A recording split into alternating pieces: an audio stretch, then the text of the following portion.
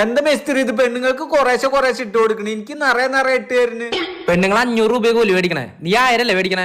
നീയും 500 മേടിച്ചോ, അപ്പൊ നിനക്കും ഞാൻ കുറച്ചിട്ട് തരാം.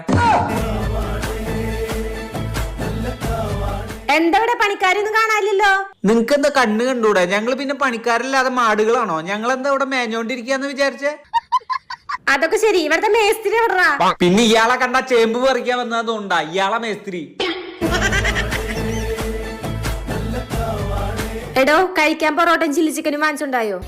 നിങ്ങൾ എന്നോട് മണലെടുക്കാൻ പറഞ്ഞോ, മെറ്റലെടുക്കാൻ പറഞ്ഞോ, കട്ട എടുക്കാൻ പറഞ്ഞോ? അല്ലാതെ പൊറോട്ട വാങ്ങി ചില്ലി വാങ്ങുന്നൊക്കെ നിങ്ങളുടെ ഭർത്താവിന്റെ അടുത്ത് പറഞ്ഞാൽ മതി.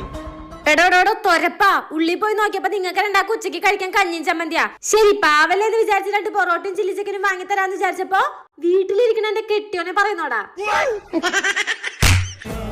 അയ്യോ മാഡം, സോറി മാഡം. മാറി നിക്കടോ.